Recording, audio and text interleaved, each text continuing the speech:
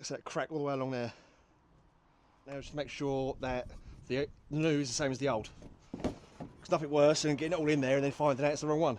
I do, come on, get me in a mood. If you let me go with the moon and the sun comes up, then I love you too. I do. To repair, you can do yourself at home and it won't take very long. Yesterday, this car broke down because it had overheated and it lost all of its fluids. Towed it back, had a look, and there is a split in the radiator, so there's no repairing that. So we've had to buy a new replacement part from Euro Car Parts. Nice and cheap, and it should be a straightforward, quick repair. All I'm going to do is lights out, grills out. We're not going to jack it up, not going to take the bumper off. Swap it over, put some fresh fluids in it, and then get rid of any air in the system, and then hopefully that's jobbed. So let's get to it and get stripping.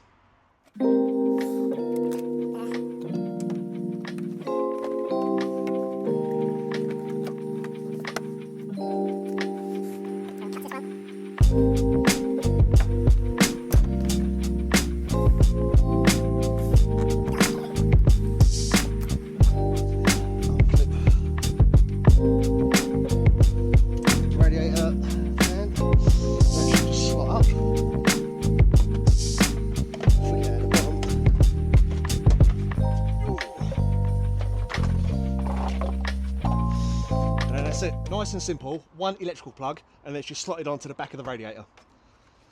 Jobbed. And whilst it's here, give it a spin, listen out for the bearings, any grinding, all good. So, put this to one side.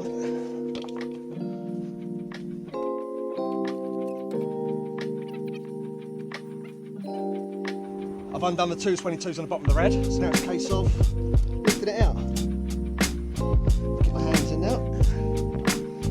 Bottom out. Drop it down. And then slide it out. Boom. And the issue was, on the right hand side, there you go. It's that crack all the way along there. One new rad. I think it was about £50 from Euros. That's the beauty about these cars that are getting older, parts are getting cheaper. So before we fit this, we're just going to double check that it is exactly the same. Checking damage. Now just make sure that the new is the same as the old. There's nothing worse than getting it all in there and then finding out it's the wrong one. So the old one is here, and that was the top. So make sure, right, that's the top, and that's where the radiator fan clicks in there.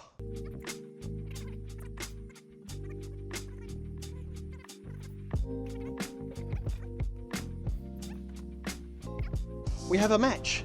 Whoop, whoop. Right, let's get this new one in. Transfer the mounting rubbers, transferred that piece. We're going to put this back in there in reverse, but very careful now not to damage any of these fins, because we'll undo all the hard work we're about to do. But on the back here, you have a slot there, and a slot there. So the aircon rad will slide into here and then click down onto that side there.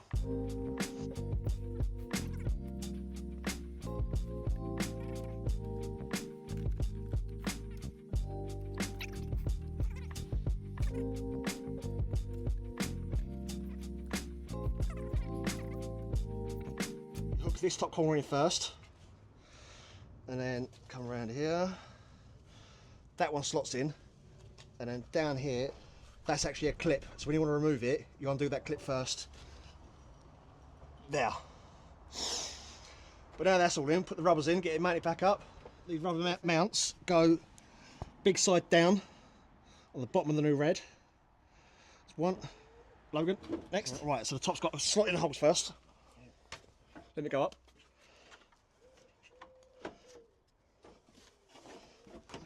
Yeah? Both sides? Yeah, I'm about to take rubbers out of there. Yeah, well, I'll put the rubbers back in. Alright, so you got lesson learned. Get it in first and then do the rubbers. And then these, 22mm socket, is what screws and holds it all in place. And once you've done them, you've got a screw, acting like a grub screw, that locks it in place there. To me, up. There, that's it. Oh, nice.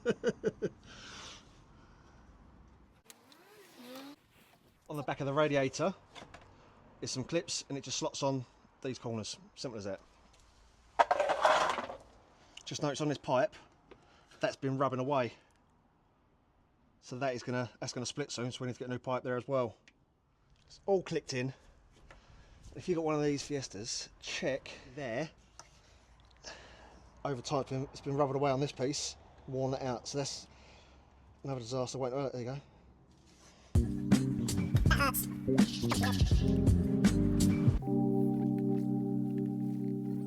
So we're bolted in, pipes are on. Let's get it filled up with some fluid.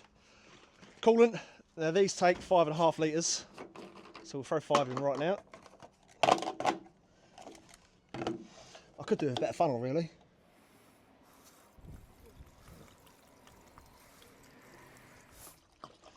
If I turn it over, it'll pour nicer because the air's not trying to gargle out. So we're now going to start the car, force it around the system, and then get any air out. I'm clear. Yeah, mate. I'll look for any leaks. Big flathead, and bottom corner, I can crack it off and see the fluid coming out. So we're doing that now.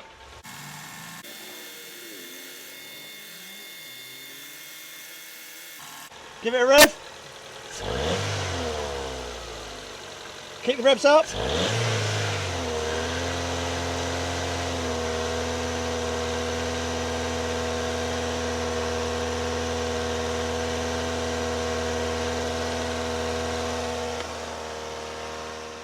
We filled up this reservoir, that's gone through to the rad, we've cracked the rad off, so we know we've got fluid coming out of there. None of the pipes are leaking, yet. Now, it hasn't taken this yet, let alone 5.5 litres. That's because of the thermostat. We need the engine to get up to temperature for the thermostat to open to let this fluid circulate around the engine. Once that happens, we can keep topping it up to the right amount. And also we're going to check the fans working, so we're going to leave it running until the fan kicks in as well. All being good, lights on, grills on, golden. Alright, how you doing? That's what's nice about living in the countryside. You see him go past quite often when the weather's nice. Scaffolding.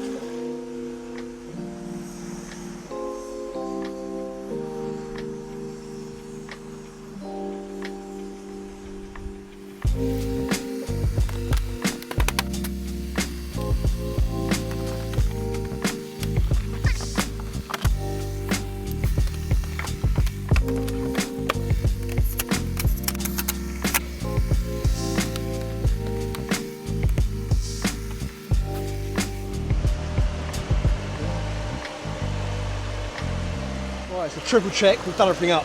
Caps back on, done it up, done it up, done it up, done, done, done, done, done, done, done, done, done, that's done. Radiator is done there, Bottom pipe, no leaks. Top pipe, no leaks. Fan is on, done up.